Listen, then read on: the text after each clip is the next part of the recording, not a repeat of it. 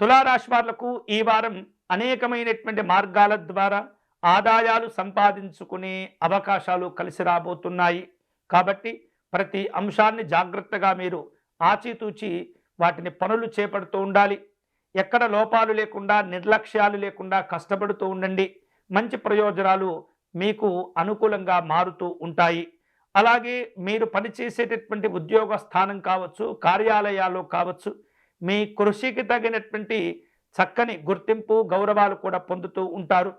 తగినటువంటి సన్మానాలు, గౌరవప్రదమైనటువంటి హోదాలు కూడా సాధించుకునే అవకాశాలు ఉన్నాయి. ఈ వారం వ్యాపార రంగంలో ఉన్నటువంటి వాళ్లకు కొంత పెద్ద స్థాయిలో ఒప్పందాలు కుదుర్చుకోబోయేటటువంటి సూచనలు ఉన్నాయి. ఒప్పంద పత్రాలను జాగ్రత్తగా చక్కగా చదువుకొని అన్ని విధాలుగా మీకు నచ్చినట్లయితే వాటిని సంతకాలు పెట్టి విస్తరించుకునేటటువంటి దిశగా మీరు అడుగులు వేయబోతున్నారు. సామాజిక పరమైనటువంటి కార్యక్రమాల్లో ఈ వారం తులారాశి వారు చాలా చురుకుగా పాల్గొనే అవకాశాలు ఉండబోతున్నాయి. తద్వారా ప్రముఖులతోటి పరిచయాలు కూడా ఏర్పడుతూ ఉంటాయి. కుటుంబపరమైనటువంటి అంశాల్లో, ఆర్థికపరమైనటువంటి అంశాల్లో అన్ని రకాల క్రమశిక్షణలతో కూడినటువంటి నిర్ణయాలు తీసుకుంటూ ఉంటారు.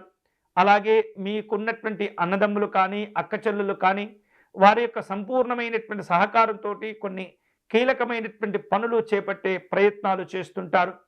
అలాగే వాటితో పాటుగా మీ స్నేహితులు కూడా మీకు విశేషమైనటువంటి తోడ్పాటును, మద్దతును అందించి ఒక ఉత్సాహవంతమైనటువంటి ప్రయోజనాలను పొందేందుకు అన్ని విధాలుగా సహకరిస్తుంటారు. సంతోషకరమైనటువంటి వార్తలు అందుతూ ఉంటాయి. కుటుంబ సభ్యులతో కలిసి ప్రయాణాలు చేస్తుంటారు. రాజకీయపరమైనటువంటి వ్యవహారిక విషయాల్లో కొన్ని విశేషమైనటువంటి సంఘటనలు కూడా జరుగుతూ ఉంటాయి.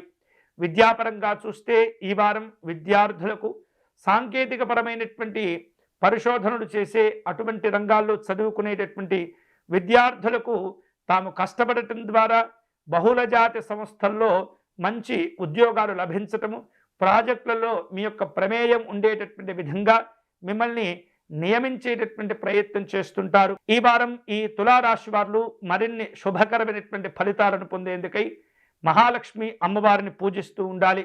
మహాలక్ష్మి అమ్మవారి యొక్క ధ్యాన శ్లోకమును పారాయణం చేసుకుంటూ ఉండాలి.